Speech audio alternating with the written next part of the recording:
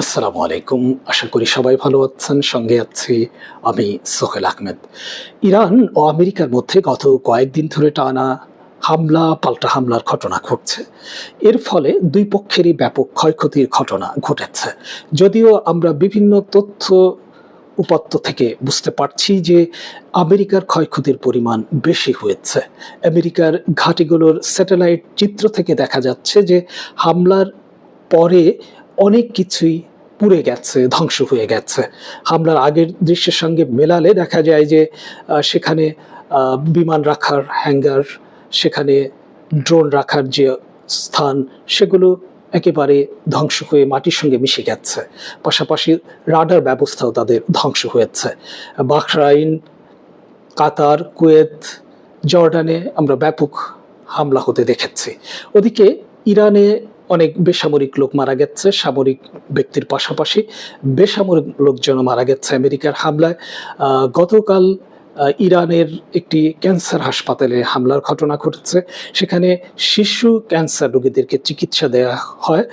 সেখানে হামলার পর ২ শতাধিক ক্যান্সার আক্রান্ত শিশুকে অন্যত্র সরিয়ে নিতে হয়েছে। তারা এখন এই অসুস্থতার মধ্যেও মারাত্মক সমস্যা এবং উদ্বেগের মধ্যে রয়েছে। এসব শিশুদেরকে ভিন্ন জায়গায় স্থানান্তর করাটাও অত্যন্ত কষ্টকর এবং রিস্কি ছিল। আমেরিকা এর আগেও মিনাবে শিশুদের স্কুলে হামলা চালিয়ে প্রায় ২০০ শিশুকে হত্যা করেছে।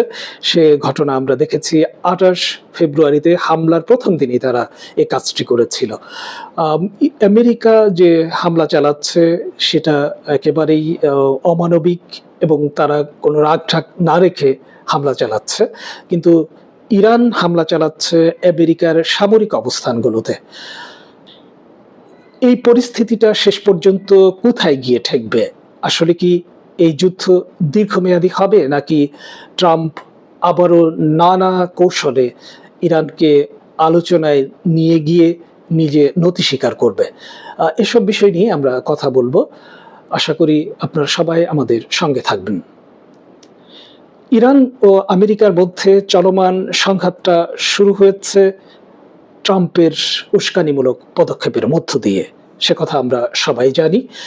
আমরা জানি যে ইরান ও আমেরিকার মধ্যে একটি সমঝোতা স্মারক সই হয়েছে। সেই সমঝোতা স্মারক অনুযায়ী ৬০ দিনের মধ্যে দুই পক্ষ একটি চূড়ান্ত চুক্তির রূপরেখা তৈরি করবে বলে প্রতিশ্রুতি দিয়েছিল। কিন্তু ট্রাম্প সমঝোতা স্মারক সই করার প্রথম দিন থেকেই সেসব ধারাগুলো লঙ্ঘন করে আসছে। প্রথম ধারাতে লেবাননে যুদ্ধবন্ধের কথা ছিল, কিন্তু প্রথম দিন থেকেই লেবাননে হামলা চলে এসেছে এবং সেখানে হামলা থামানো হবে বলে ট্রাম্প প্রতিশ্রুতি দিলেও শেষ পর্যন্ত ইসরায়েলকে সে হামলা থামাতে বাধ্য করতে পারেনি, বা ইচ্ছে করেই সে হামলা তারা থামায়নি। অন্যদিকে সেই সমঝোতা স্মারকের পঞ্চম ধারায়, যেখানে হরমুজ প্রণালী সংক্রান্ত তথ্য বা প্রতিশ্রুতি দেয়া হয়েছে, সেই পঞ্চম ধারা লঙ্ঘন করে চলেছে ট্রাম্প। সেই ধারায় বলা হয়েছিল যে হরমুজ প্রণালী ইরান ব্যবস্থাপনা করবে, কিন্তু দেখা গেল যে ট্রাম্প সেই হরমুজ প্রণালীতে আলাদা একটি লাইন খুলে সে লাইন দিয়ে বিপুল সংখ্যক জাহাজ চলাচলের ব্যবস্থা করছেন এবং ইরানের সাথে কোনো ধরনের সমন্বয় না করেই তিনি এটা করে যাচ্ছেন। এরপর ইরান সেই সব জাহাজকে, নিয়ম লঙ্ঘনকারী জাহাজে হামলা চালায়। এর পাল্টা পদক্ষেপ হিসেবে ট্রাম্প দাবি করে যে এখন আমরা হামলা চালাবো, এবং এরই মধ্যে আরও একটি ধারা সে লঙ্ঘন করেছে। সেটি হলো যে ইরানের বিরুদ্ধে নৌ অবরোধ আরোপ করেছে। সেই সমঝোতা স্মারকে বলা হয়েছিল যে ইরানের বিরুদ্ধে নৌ অবরোধ প্রত্যাহার করা হবে। নৌ অবরোধ কয়েকদিনের জন্য প্রত্যাহার করার পর এখন আবারও সেটি আরোপ করা হয়েছে।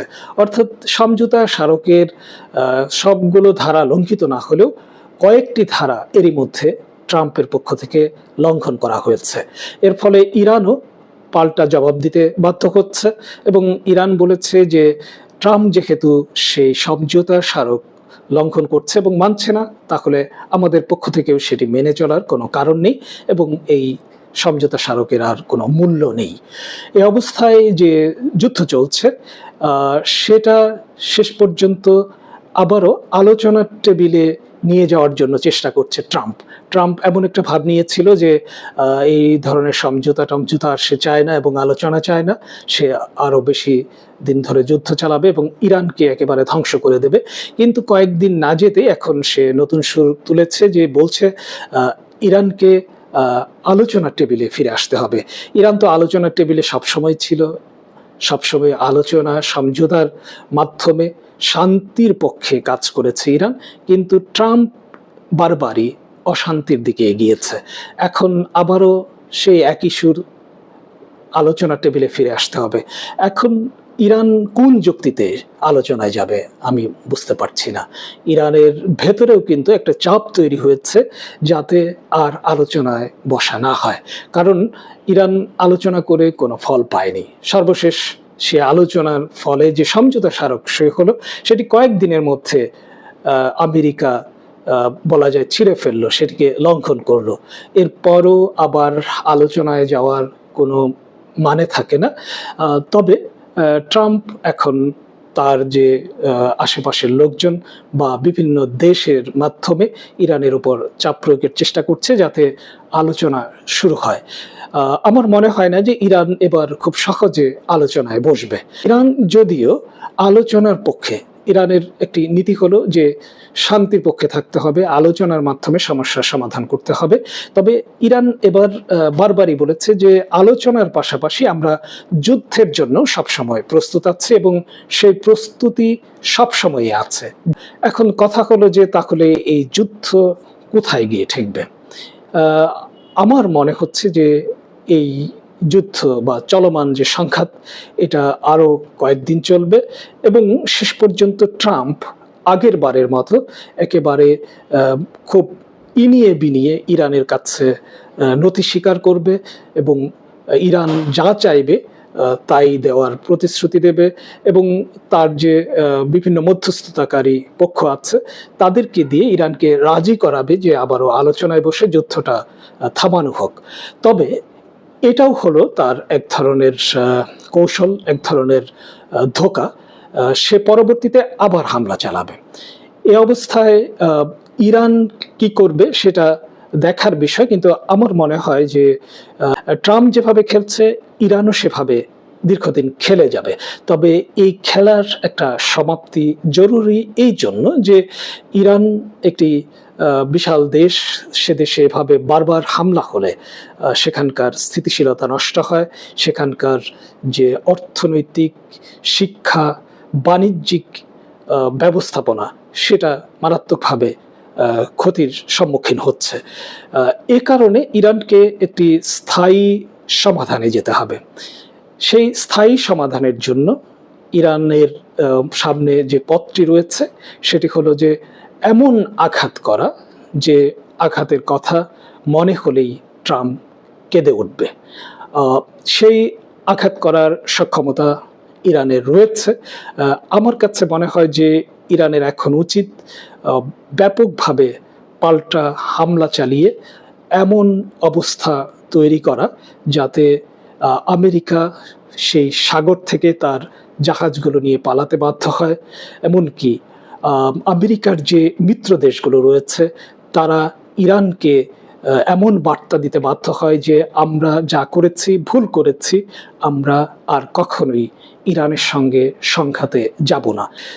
হরমুজ প্রণালী কিভাবে নিয়ন্ত্রণ করতে হবে তা নিয়ে ইরান দশকের পর দশক ধরে কাজ করে এসেছে।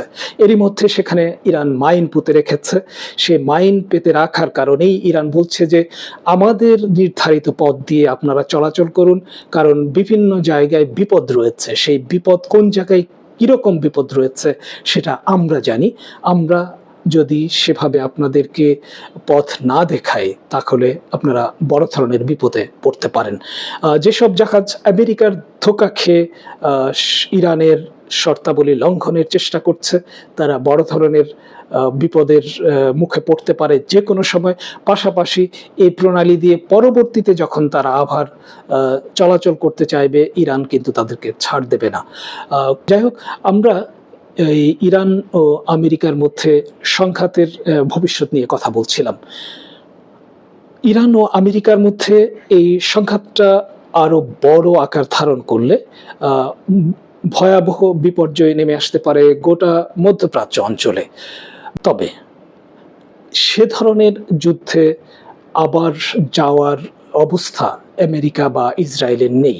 বিশেষ করে আমেরিকান বিভিন্ন প্রতিষ্ঠানের তথ্য মতে আমেরিকার অস্ত্রাগারগুলো প্রায় খালি হয়ে গেছে। তাদের যে অস্ত্রের মজুদ সেটা এতটাই কমে গেছে যে জাপানকে টমাহক ক্ষেপণাস্ত্র দেওয়ার যে চুক্তি হয়েছিল সেটা তারা বিলম্বে দিতে পারবে বলে জানিয়ে দিয়েছে।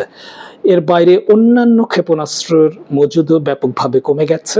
ফলে দীর্ঘমেয়াদে ইরানের বিরুদ্ধে যুদ্ধ চালিয়ে যাওয়ার অবস্থা বর্তমানে আমেরিকার নেই।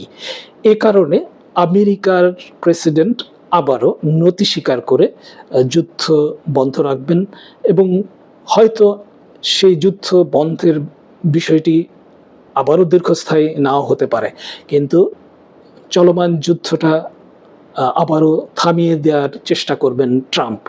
কিন্তু ইরানের ভিতরে এখন যে এক ধরনের মানসিক চাপ তৈরি হয়েছে সেটি হলো যে আর যুদ্ধ থামানো যাবে না, এই যুদ্ধ চালিয়ে যেতে হবে যতক্ষণ পর্যন্ত আমেরিকা এই এলাকা ছেড়ে চলে যেতে বাধ্য না হয়। অন্যদিকে ইরানের সাবেক পররাষ্ট্রমন্ত্রী এবং বর্তমান প্রভাবশালী সংসদ সদস্য মানুচেহের মুত্তাকি একটি প্রস্তাব তুলে ধরেছেন। সেটি হলো যে আমেরিকা বারবার ইরানে স্থলবাহিনী পাঠানোর বা স্থল হামলার হুমকি দিচ্ছে।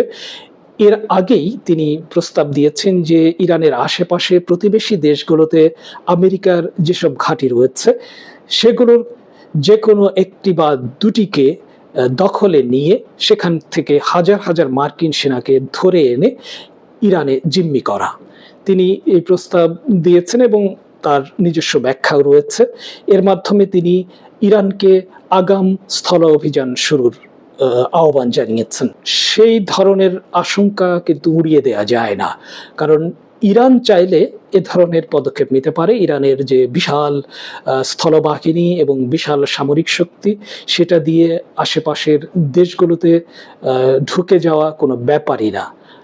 অন্যদিকে আরও একটি আশঙ্কা রয়েছে, সেটি হলো এখন সাগরে ইরানের বিরুদ্ধে আবারও নৌ অবরোধ আরোপ করেছে আমেরিকা। প্রায় 20টি জাহাজ এই নৌ অবরোধ বাস্তবায়নের জন্য কাজ করে থাকে। ইরান এইসব জাহাজকে নিয়ন্ত্রণে নেওয়ার চেষ্টা করতে পারে যে কোনো সময় তার নৌবাহিনীকে দিয়ে। সেটা হলেও অনেক বড় পরিকল্পনার অংশ হবে, কিন্তু এ ধরনের পরিকল্পনা বাস্তবায়নেরও সক্ষমতা ইরানের রয়েছে। ইরান যে সামরিক দিক দিয়ে শক্তিশালী একটি রাষ্ট্র, এরই মধ্যে আমরা গত 2 যুদ্ধে প্রত্যক্ষ করেছি। অন্যদিকে আরও একটি আশঙ্কা রয়েছে, সেটি হলো যে ইরান যেভাবে চাপের মধ্যে রয়েছে এবং যেভাবে ইরানের সাথে অন্যায় আচরণ করা হচ্ছে, সে অবস্থায় ইরান পরমাণু অস্ত্র তৈরির দিকে আরও দ্রুত গতিতে এগোতে পারে, এ ধরনের আশঙ্কা করছেন পশ্চিমা বিশ্লেষকরা। ইরান পরমাণু অস্ত্র তৈরির পক্ষে নয়, কিন্তু দেয়ালে পিঠ থেকে গেলে তারা কি করবে সেটা আমরা বলতে পারছি না। প্রিয় দর্শকবৃন্দ, আপনারা যারা আমাদের সঙ্গে ছিলেন আপনাদের সবাইকে অসংখ্য ধন্যবাদ।